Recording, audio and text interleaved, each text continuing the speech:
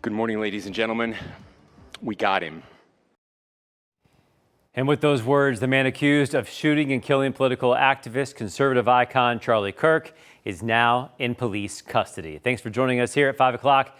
I'm Joel D. Smith. Officials say the suspected gunman is Utah resident 22-year-old Tyler Robinson. The news comes just hours after officials in Utah released some more surveillance footage showing a person running and climbing down the roofs of Utah Valley University.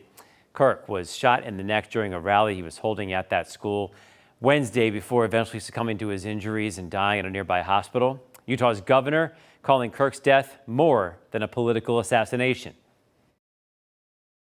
It is an attack on all of us. It is an attack on the American experiment. It is an attack on our ideals.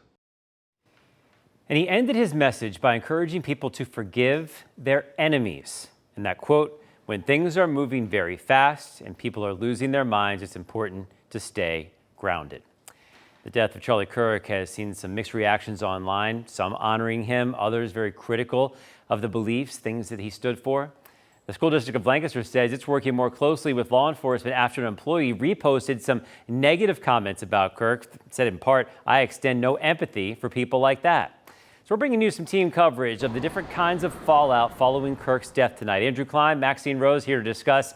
We'll start with Andrew in Lancaster. So Andrew, after some of those comments, what was the reaction of police and law enforcement outside those schools? Yeah, Joel, I didn't actually see any police officers when I've been here in Lancaster throughout the afternoon today so far, around McCaskey High School as well. Just did not see a single police officer. Now, that does not mean that they are not there, but I did speak with a parent who says the school never actually sent any message about the increased presence here.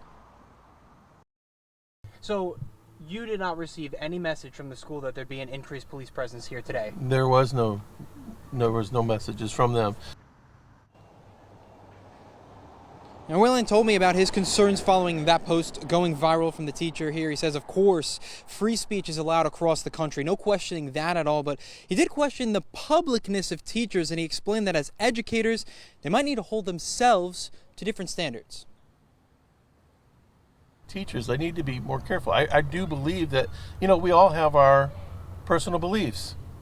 And to have somebody who's just sharing their personal beliefs like it's okay and being callous about it. Let's have some empathy for people. Now, going back to that increased police presence, as I mentioned, I did not see any police officers around the school personally, and I did speak with two elementary school kids who came up to me and started talking after school. They said they didn't really see anything either in terms of police, and they didn't really feel like anything was different either. Now, the school itself is handling that case with the teacher internally on social media, but we wanted to know what you think about opinions and sharing them on social media. So for more on that side of the story, I'll send it over to Maxine Rose, just standing by. Hey, thanks, Andrew. I appreciate that. Yeah, so today we talked a lot about those consequences with people around Harrisburg. We got some mixed reactions today. We also talked about this one site that posts people's names and faces, calling them supporters of, quote, political violence for the posts that they put on social media. One of them, I'm reading here, says, "I'm gonna sleep like a baby knowing he's gone, even after watching several videos from different angles of him getting necked like Bambi's mom." And that's not sitting well with many of the people we spoke to today. Let that man rest in peace.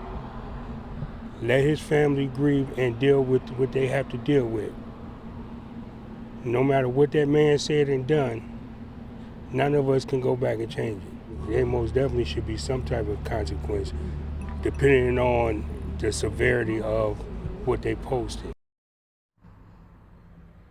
Let's go back to what Andrew was talking about here, though. That statement online initially made by the account So Informed calls Kirk, quote, racist, xenophobic, transphobic, and more.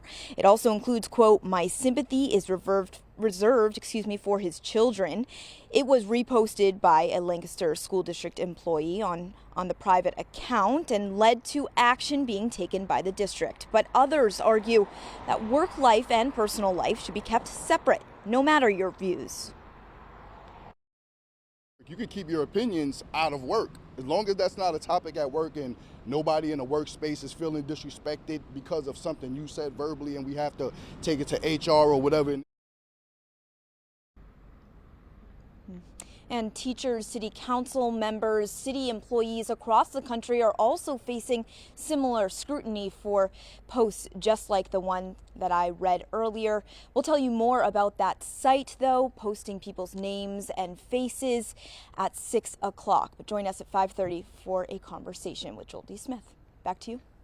Looking forward to that, Maxine. Thanks a lot. Also looking forward to this. We asked people on Facebook, what do you think about posting online things, your opinions, and then consequences that come with it in the workplace? All right here. Valerie says, freedom of speech doesn't come with freedom from consequences. That is true. How about this? Chip says it could be a reason to hold a discussion. After that, in this state, employers can discharge without cause. Also true.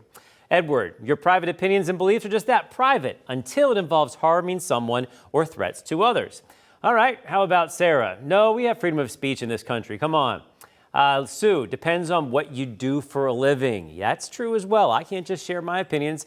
I can't do that because I'm a journalist. Other people have some responsibilities there too. So you have to check out your actual, HR handbook or maybe your actual contract to see where you stand. Folks, you have more to say about this? Go to our Facebook page.